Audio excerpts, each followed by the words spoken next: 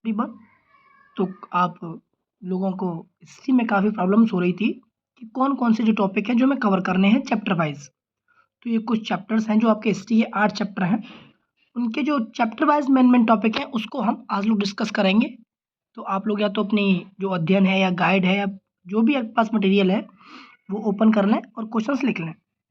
ठीक? जो question typical होगा मैं कोशिश करूँगा आपको एक्सप्लेन कर सकूँ। फिर भी चलो देखते हैं आगे क्या होता है। ठीक है, चलो तो शुरू करते हैं पहले चैप्टर के साथ जिसका नाम है हाउ, व्हेन एंड वेयर। इसमें मेनली बताया गया है कि हिस्ट्री कैसे, कहाँ और क्यों शुरुआत हुई, हिस्ट्री को लोग क्यों इतना रखते हैं, डेट क्यों जरूरी है हिस्ट्री के लिए। ये चैप्टर का मोटिव था। तो सबसे पहला क्वेश्चन यही आता है कि problems with periodisation of Indian history. जब इंडियन हिस्ट्री को डिवाइड किया गया जेम्स मिल द्वारा तो क्या क्या प्रॉब्लम्स आई।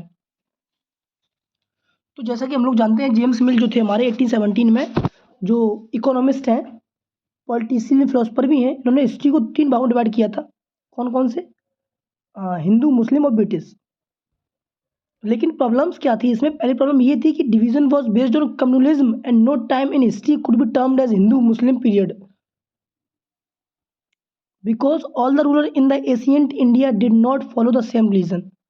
मतलब इन्होंने अलग अलग कास्ट थी अपने यहाँ पे, लेकिन फिर भी इनने 3 भागों में बांट दिया। क्यों? और ब्रिटिश तो अपने यहाँ था ही नहीं, किस बेसिस पे बांट दिया?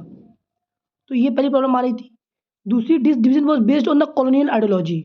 और जो डिवीजन हुआ ये किसके बेसिस पे हुआ? ब्रिटिश रूल के हिसाब से। ब्रिटिश रूल चाह रही थी कि इंडिया में हमारा भी कुछ वजूद रहे। तो ये 2 प्रॉब्लम्स आ रही थी। जेम्स मिल 1773 में इनने क्या कहते हैं, जो जेम्स मिल ने जो 1773 में क्या क्या किया, खेल किया है। ओहो, जो ये डेट इसलिए याद रखी गई, जो वॉरेन हेस्टिंग थे 1773, उनको इंडिया का पहला गवर्नर जनरल बनाया था। याद रखना कितना, 1773 को इंडिया का पहला गवर्नर जनरल। फिर जेम्स मिल क्या आए, तो जेम्स मिल 1817 में इन्होंने वो क्या इंडियन हिस्ट्री को 3 भागों में बांट दिया, हिंदू, मुस्लिम, ब्रिटिश। ठीक है। प्रिजर्व ऑफिशियल डॉक्यूमेंट, वाई, क्यों करते थे? तो सीधी सी बात है, कोई भी चीज़ हम प्रिजर्व क्यों करेंगे? क्योंकि वो खराब ना हो जाए, रिकॉर्ड मेंटेन रहे मेरे पास में, जरूरत पड़ने में उसका यूज़ कर सके। तो नॉर्मली कि British realise that all essential document and letters needed to be carefully preserve. उन्होंने रिकॉर्ड रूम बनाए, तहसीलदार ऑफिस बनाए, कलेक्ट्रेट बनाए, कमिश्नर ऑफिस बनाए, आर्चीव, म्यूजियम, इन जगहों पे वो क्या कहते हैं ऑफिशियल डॉक्यूमेंट को रखा गया। क्यों? क्योंकि ये कोई चूहे ना खा लें या ख़राब ना हो जाए, फट ना जाए इन्वायरमेंट कंडीशन की वजह से। तो ये क्वेश्चन आपको ना आते हुए भी लिख लोगे कि जो ब्रिटिश, क्यों हमें भी क्यों जरूरत पड़ती है प्रिजर्व ऑफिशियल डॉक्यूमेंट्स की? क्यों? तो जरूरत पड़े तो सामने आ सके। Next, James renal. James renal क्या थी? जेम्स रैनल किताब में डायग्राम बना हुआ। जेम्स रैनल ने क्या कहते हैं 1782 में फर्स्ट मैप बनाया था। ठीक है ना। नेशनल आर्चीव न्यू दिल्ली में 1920। वाई डेट्स इंपॉर्टेंट, चीज़ों को याद कर सके कौन सी इवेंट कब हुए, उसको मेमोराइज कर सकें कि उसकी उस दिन अहमियत क्या थी, क्यों ऐसी डेट बनाई गई, क्या रीज़न रहा होगा, इन सब चीज़ों को। ठीक, तो यही आपके मेन क्वेश्चन यही थे 4 जो काम के हैं। बाकी आप लोग इसमें वर्ड कुछ जो साइड में दे रखे उनको देख लेना, है ना। ठीक है, अब चलते हैं नेक्स्ट चैप्टर की तरफ। ये है second chapter, trade and territory. Battle of Plassey क्या है?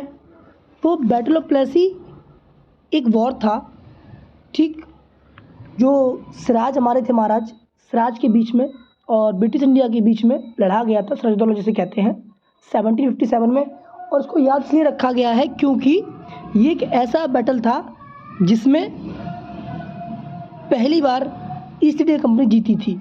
किससे? इंडियन से। तो सिंपल लिख भी सकते हैं, this battle we memorise because on that day first time British win the battle against Indians. ऐसी बैटल ऑफ बक्सर है 1764 में ओटी के लिए।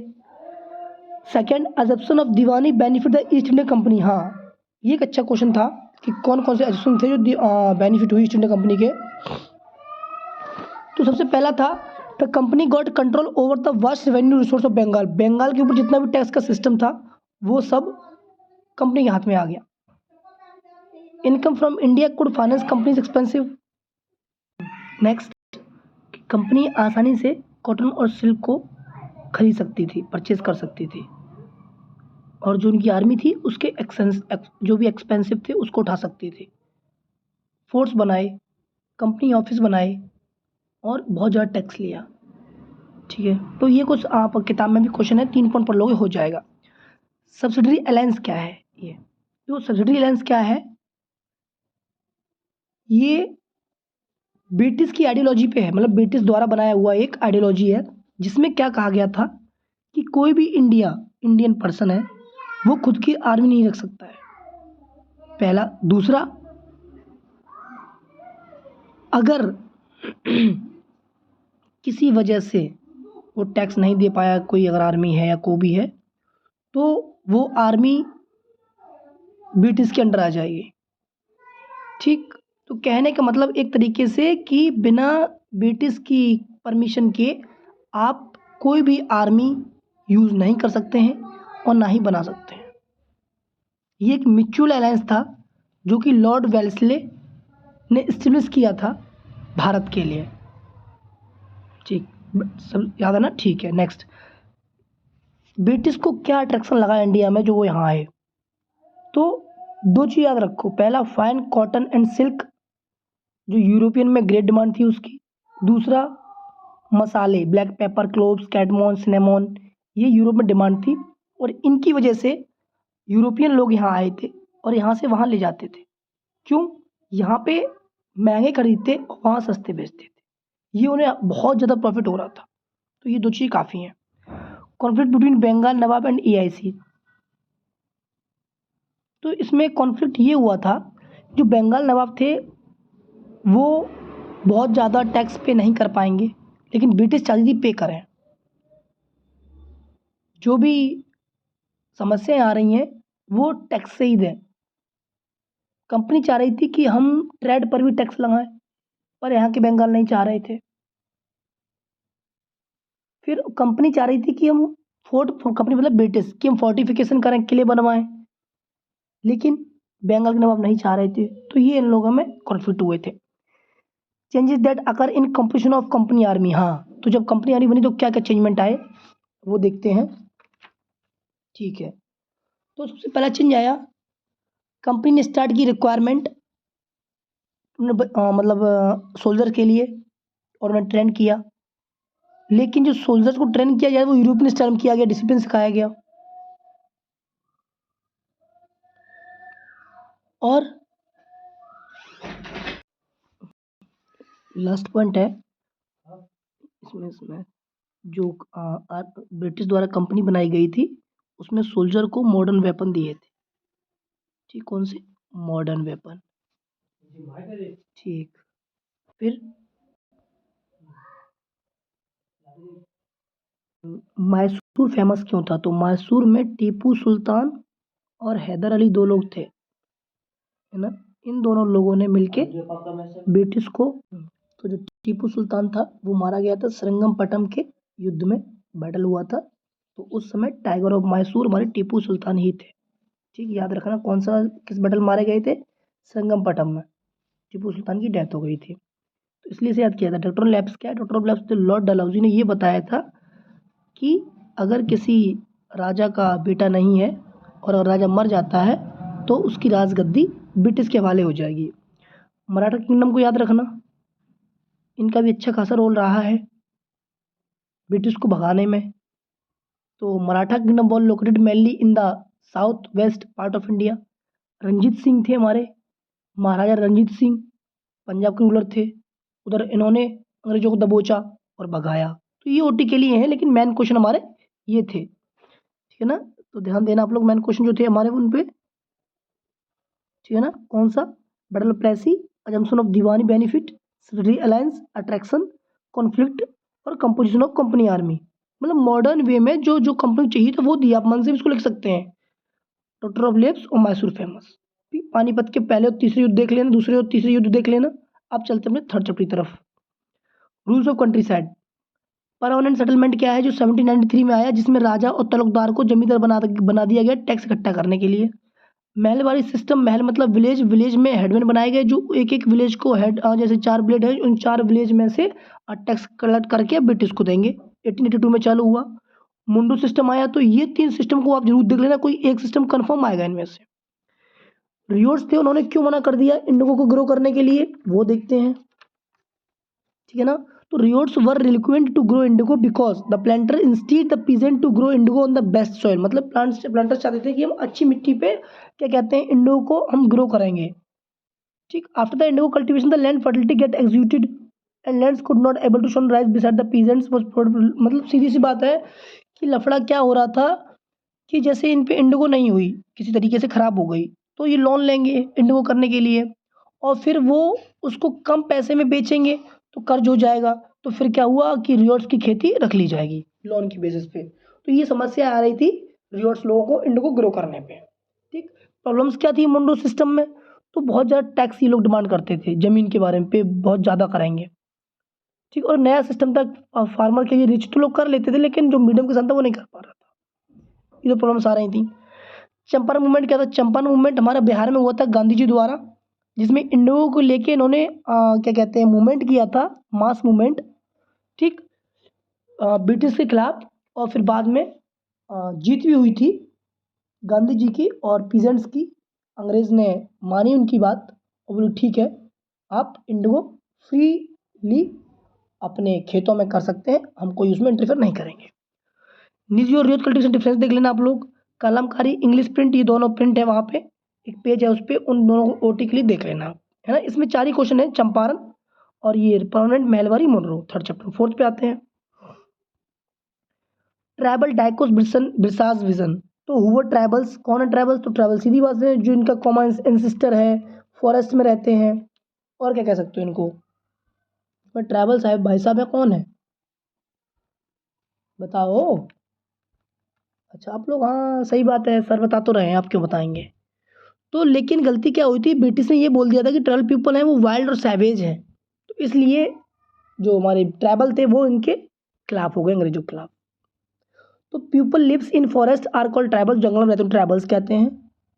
ये फॉरेस्ट पर डिपेंड होते हैं और अर्न करने के लिए झूम कल्टीवेशन करते हैं, जानवरों को चराते हैं, हंटिंग करते हैं, गैदरिंग करते हैं, इस तरीके से ये अपना जीवन यापन करते हैं।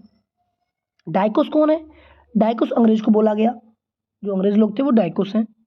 हाउ ट्राइबल्स लिव्स, बता दिए ट्राइबल्स कैसे लिव, जंगलों में रहते हैं और फिर जूम कल्टीवेशन करते हैं, हेरिटेज करते हैं, हंटर गैदरिंग करते हैं, ठीक। रिवोल्ट ऑफ संथाल 1855 में हुआ था, बास्टर रिवोल्ट 1910 में हुआ था, वारली रिवोल्ट 1914 में हुआ था। स्कैटरिंग लैंड यानी झूम कल्टीवेशन को ये लोग स्कैटरिंग लैंड कहते थे। The method of sowing seed in jhum cultivation, मतलब झूम कल्टीवेशन में जो सीड को बोते हैं उसे स्कैटरिंग लैंड कहते हैं। Problem seen by British during shifting cultivation, कौन कौन सी प्रॉब्लम थी जो शिफ्टिंग कल्टीवेशन के दौरान ट्रैवल को आ रही थी। तो सबसे पहले कंडीशन यही आ रही थी कि life of shifting cultivators was based on the free movement in the forest and use the forest for crop cultivation. लेकिन ब्रिटिश के दौरान इन्हें फोर्स किया जाने लगा, उनकी फ्रीडम छीन ली, उनकी चीज़ें वो बैन कर दी, हाई टैक्स यूज़ कर दिए, ज़मीन पे लॉज इंक्रीज कर दिए, ये सब समस्या आ रही थी। How power change British on travel, तो ब्रिटिश ने ट्रैवल के ऊपर क्या स्लैब चेंज, मतलब क्या क्या लॉज लगाए, क्या क्या चीज़ें लगाए जो जिसकी वजह से ब्रिटिश को समस्या आने लगी। तो सुनो, पहला, they lost much of their administration powers, मतलब जो ट्रैवल थे ब्रिटिश ने कुछ पावर्स अप्लाई कर दी, लॉज अप्लाई कर दी, तो ये लोग बेचारे परेशान होने लगे, काफ़ी चीज़ खो दी गई। दूसरा, they had to pay tribute to British and were asked discipline their travel group, और क्या कहते हैं ब्रिटिश को रेस्पेक्ट दो, ब्रिटिश का डिसिप्लिन मानो। तीसरा, जितनी पावर थी ऑफिशियल पावर सब ब्रिटिश के हाथ में, ब्रिटिश ने ट्रैवल के ऊपर थोप दी कि अगर ये नहीं मानोगे ऐसा तो हम आपका ट्रेडिशनल फंक्शन डिस्ट्रॉय कर देंगे, फॉरेस्ट डिस्ट्रॉय कर देंगे। एक तरीके से शक्ति बढ़ती है, आप लोग लिख सकते हो। सीधी सी बात है, जो आपको समझ में आया कि जंगलों में क्या क्या चीज़ें थी जिस जो ट्रैवल यूज़ करते थे वो सब बैन कर दी गई, कहने मतलब ब्रिटिश की बात मानो, ठीक। इस सब मैटर को लेके अब ट्राइबल गुस्सा हो गए किसके ऊपर, डाइकोस के ऊपर। क्यों, the tribal consider the dikus responsible for their poverty and miserable condition. Tribal सोचते हैं कि जो आज ऐसी कंडीशन है वो गरीबी या फिर जो भी वो अंग्रेजों की वजह से है। They claim dikus destroy freedom and traditional culture, वो कह रहे हैं कि जो कौन थे हमारे ट्राइबल्स लोग थे वो कह रहे हैं कि डाइकोस ने ही हमारी फ्रीडम छीनी है और हमका ट्रेडिशनल कल्चर छीन लिया है। वो कह रहे हैं कि हमारी ज़मीन तक छीन ली है और हमको गुलाम बना दिया है, इसलिए वो लोग गुस्सा थे। बिरसा मुंडा जो महाराज थे उनका क्या, क्यों मानते हैं, क्यों वो गोल्डन विजन के सपने देखते और क्या था? तो Birsa Munda has vision of golden age in which they were independent. वो चाहते हैं हम इंडिपेंडेंट रहें, अपना राइट्स ट्रेडिशनल कल्चर वापस लाएं, अच्छी लाइफ जिएं, किसी के ट्रैप में ना रहें, अपना प्लांटेड ट्रीज करें, गार्डन प्रैक्टिस करें, कल्टीवेशन करें, खुद की ज़मीन पे करें।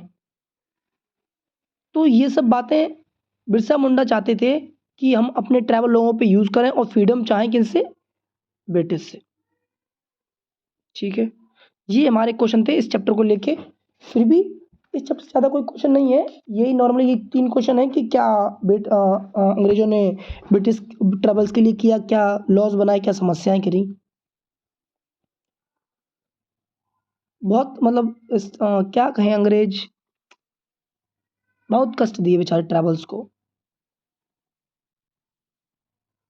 चलो अब काफ़ी ठीक है सिस्टम, तो ये क्वेश्चन हम देखेंगे। अभी समय नहीं है बातचीत करने का, अभी मैं हम क्वेश्चन पे पॉइंट आउट करते हैं। तो पहले ट्राइबल्स को ना, डाइकोस क्या है, कैसे रहते हैं, क्या करते हैं, प्रॉब्लम्स क्या आई शिफ्टिंग कल्टीवेशन में ट्राइबल्स को, ब्रिटिश ने क्या क्या चेंजमेंट की है रूल्स रेगुलेशन ट्राइबल के ऊपर, ट्राइबल्स और क्यों गुस्सा थे ब्रिटिश के ऊपर, बिरसा मुंडा क्या विजन था। ठीक है, नेक्स्ट चैप्टर पे आते हैं।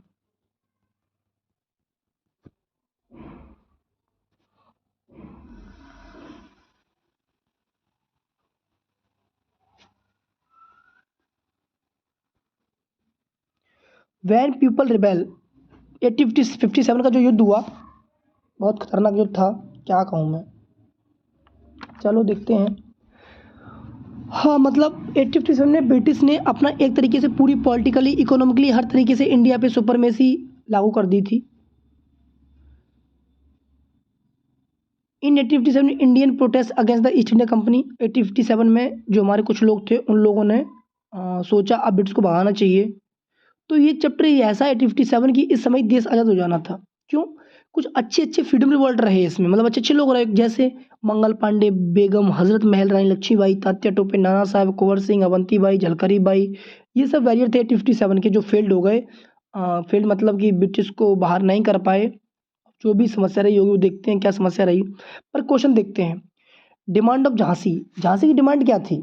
वो डिमांड यही थी कि भाई साहब आप यहाँ से चले जाओ और अगर कोई अडॉप्टेड सन है तो उसको अधिकार दो, अगर उसके हस्बैंड मर जाते हैं तो।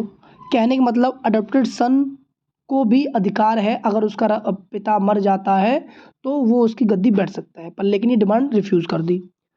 ब्रिटिश कन्वर्ट इनटू क्रिश्चियन, मतलब हिंदू मुस्लिम जो भी थे उन्हें कोशिश कर रहे थे कि ये कन्वर्ट हो जाए क्रिश्चियन में। क्यों?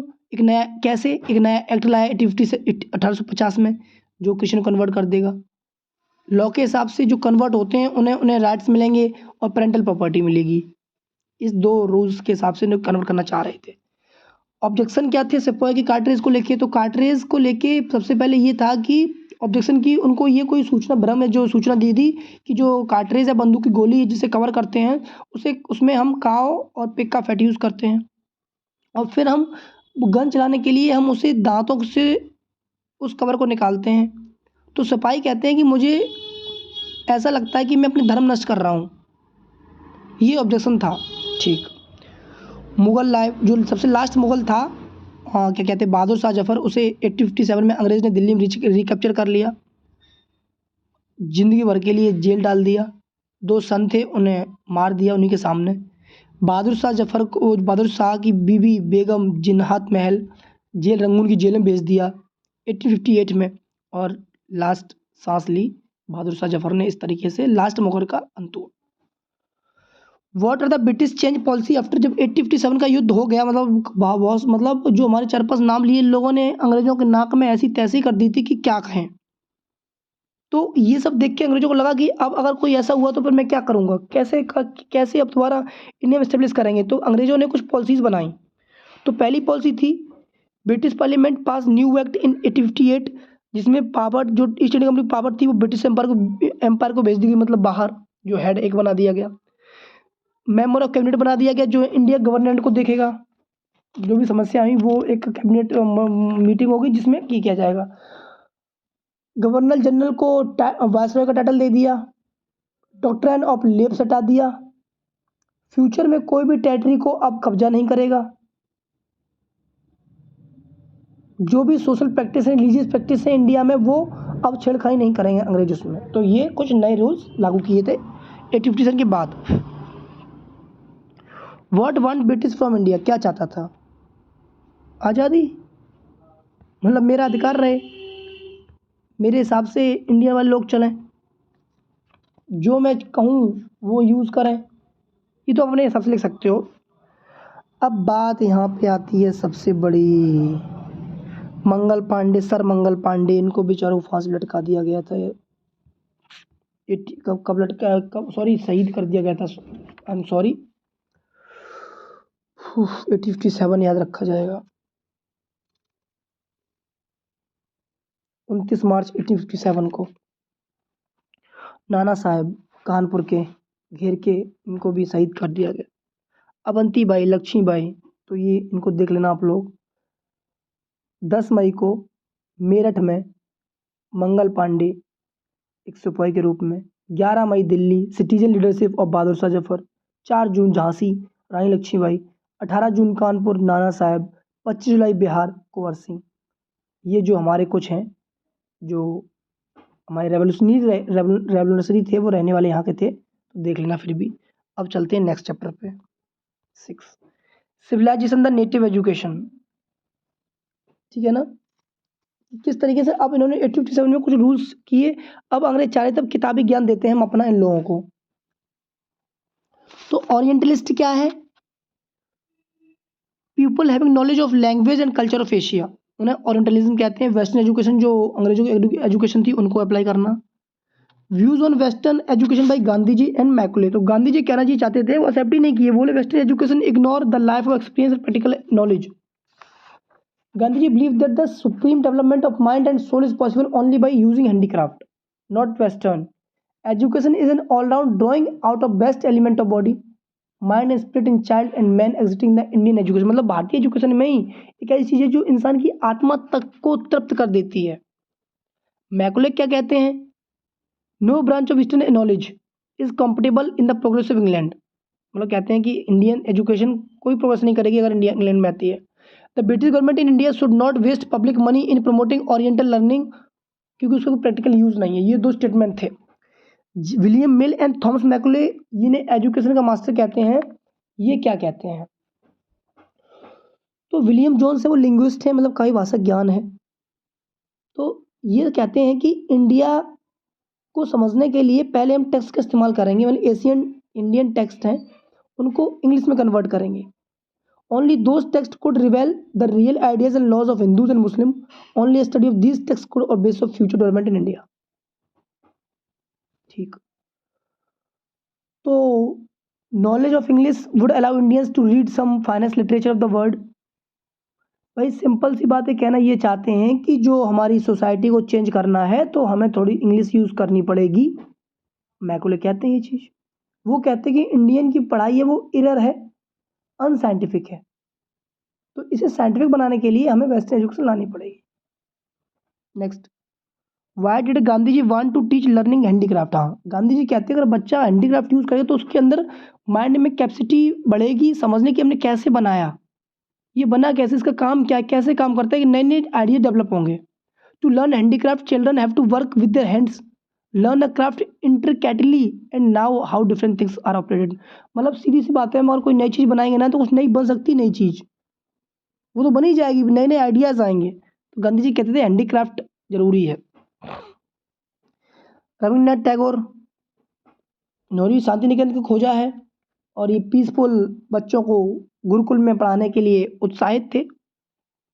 तो रविन्द्रनाथ टैगोर ने इस्टेब्लिश किया 1901 में शांति निकेतन इंस्टीट्यूशन, जिसमें बच्चे आए और पढ़े। In 1854 the education dispatch was sent to India which came to known as Wood's dispatch। 1854 में वुड डिस्पैच हमारा लागू हुआ। था क्या? It oppose the oriental knowledge and emphasis the learning of western education, मतलब अंग्रेजों को बढ़ावा देना है। It force to make English the medium of instruction for higher education. It emphasize the practical benefit of European learning of economic reform. तो ये सब थे। शांति निकेतन और एसटी सोसाइटी ऑफ बंगाल को आप लोग देख लेना। 7th पे आते हैं। Women caste and reform. Social reformer क्या है? तो जो हमारे समाज को ठीक करने की कोशिश करते हैं उन्हें सोशल रिफॉर्मर कहते हैं। A person who change the evil practice prevalently in society. जो भी समस्याएं हैं जो राक्षस की तरीके से फैली हुई समाज में उसको ठीक करने के लिए। सती सिस्टम क्या है? कि जो सती सिस्टम हमारा बैन हुआ है वो बैन हुआ हमारा कब? 1829 में, जिसमें कहा गया था कि अगर किसी का पति मर जाता है तो उसके साथ में उसकी पत्नी भी जला दी जाएगी। तो ये बैन किया गया 1829 में। विडो को रीमैरिज किया गया। जो विधवाएं औरतें थी उनकी दोबारा शादी की गई। 1857 में ये एक्ट लागू हुआ। चाइल्ड मैरिज बैन किया गया 1929 में। सोसाइटी का कास्ट के साथ डिवीजन किया ब्राह्मण क्षत्रिय शूद्र में। ब्रह्मो समाज क्या था? ये 4-5 नाम है, इनको कन्फर्म, इनको आप लोग देख के जाना कि ये क्या करते थे, काम क्या है। Raja Ram Mohan Roy, Vidyasagar, Dayanand ji, Begum Rukaiya, Jyotibai Phule, B R Ambedkar, Naicker, temple entry movement, self respect movement. ये इस चैप्टर के मेन पॉइंट टॉपिक हैं जिससे क्वेश्चन आना ही है आपका। Last, making of national movement 1870 1947। तो आर्म्स एक्ट क्या है? क्या है आर्म्स एक्ट? कुछ याद है आपको? आर्म्स एक्ट क्या था? 1878 में पास हुआ, जिसमें इंडियन को अधिकार नहीं रखा गया आर्म्स को रखने का। फिर वर्निकल एक्ट आया, जिसमें बिना अंग्रेजों के कोई भी चीज़ आप कॉन्फेस नहीं कर सकते हैं सामने आके, न्यूज़पेपर पर नहीं पब्लिश कर सकते हैं। कोई भी चीज़ होगी सबसे पहले आपको ब्रिटिश को बताना पड़ेगा। ठीक।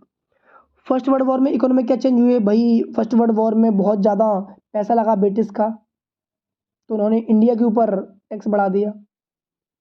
Price of essential communities were increase the created great difficulties for the common people. The war increase demand of industrial goods, jute bags, cloth, roads, जिसकी वजह से इंडिया में काफ़ी समस्याएं आई। ठीक। मॉडरेट्स क्या है? Moderates Congress leaders who wanted to choose the middle path to fulfil their objective are called moderates. Congress leader थे जो मिडिल पाथ को कुछ ऑब्जेक्टिव रखे गए जो अपनी पूरी फुलफिल इच्छाएं थी पूरी करने के लिए। रॉलेट एक्ट क्या है? रॉलेट एक्ट ये है कि अंग्रेज ये कहते थे इस एक्ट के हिसाब से, अगर आपको किसी भी हिंदू पे एक शक लगता है या कोई डाउट लगता है तो उसको 2 साल के लिए जेल में डाल दो बिना उसके रीज़न के। तो लोगों ने अपोज किया इसका, तो उस फिर जलियांवाला बाग हो गया अमृतसर में, कि जो एक अंग्रेज था उसने क्या किया, जलियांवाले बाग में लगा उसको, या किसी ने सूचना दे दी कि वो प्रोटेस्ट कर रहे हैं रॉलेट एक्ट का, तो बंदा आया, उसने गोली चला दी सबके ऊपर, काफ़ी लोग मारे गए बेचारे। तो ये जलियांवाला बाग मैसेज याद रखना। चौरी चौरा इंसिडेंट, ये क्या हुआ, एक विलेज है उसमें हिंदू या फिर इंडियन लोग एग्रेसिव हो गए और थाने को जला दिया चौरी चौरा में, जिससे काफ़ी समस्या को सामना करना पड़ा इन लोगों को भी, और फिर गांधी जी ने हाथ पीछे कर लिए। नॉन कॉपरेशन मूवमेंट, मतलब ये वो मूवमेंट था जिसमें अंग्रेजों की चीज़ों को बॉयकॉट करना है। सॉल्ट लॉ, गांधी जी कहते थे कि सॉल्ट लॉ, नमक एक बेसिक नीड है लोगों की, तो इस पर टैक्स हम क्यों दें। इन्होंने मास मूवमेंट, सत्याग्रह किया, मास मूवमेंट किया, सॉल्ट लॉ का विरोध किया और सॉल्ट लॉ को हटाया गया। Division of Bengal Pakistan, date देख लेना इसको। मुस्लिम लीग क्या है? खिलाफत मूवमेंट क्या है? पूर्ण स्वराज डिस्कस 1937-47 के बीच में। तो 1937 में इलेक्शन हुए, मुस्लिम लीग ने कांग्रेस ज्वाइन की, लेकिन कांग्रेस रिजेक्ट कर दिया। Independent state demanded by the Muslim League, Muslim लीगों ने बोला कि हमें अलग इंडिपेंडेंट स्टेट चाहिए, मुस्लिम ने मूवमेंट किए, कांग्रेस मुस्लिम लीग में बात हुई, फिर इलेक्शन हुए 1946 में। फिर कैबिनेट मिशन आया जिसमें बाहर से 3-4 लोग आए थे, उन्होंने एक 3 मेंबर मिशन हुआ था, दिल्ली लोग आए थे जिन्होंने पॉलिटिकल फ्रेमवर्क बनाया। फिर celebration of direct action day bye Muslim league, फिर मुस्लिम लीग ने डायरेक्ट एक्शन डे बोला कि हम अब डिमांड चाहते हैं कि 16 अगस्त 1946 को डायरेक्ट एक्शन डे करें, जिससे मैं पाकिस्तान एक नया कंट्री बने और अपना कंट्री एंजॉय करें। ठीक, तो ये था हमारा चैप्टर का सारांश और टॉपिक। तो आप लोग इन टॉपिक को कवर कर लेना। तो बाकी जो आप लोग दिक्कत हो रही थी वो मैंने सॉल्व कर दी। अब बची है आपका जियोग्राफी, ये आप लोग लर्न कर लेना, इसमें इतना कुछ नहीं है जो आप ना समझ पाओ और क्वेश्चन भी ज़्यादा नहीं है। सिविक्स में डिफाइने हैं जो आप लोग कवर कर ही लोगे। बचा हिस्ट्री का मैंने कवर कर ही दिया था। अब हम लोग मिलते हैं एग्ज़ाम में। बाय कोई डाउट हो आप अपने मेरी ईमेल आईडी पे yRahul574@gmail.com पे मैसेज कर सकते हैं। तब तक के लिए thank you class, best of luck.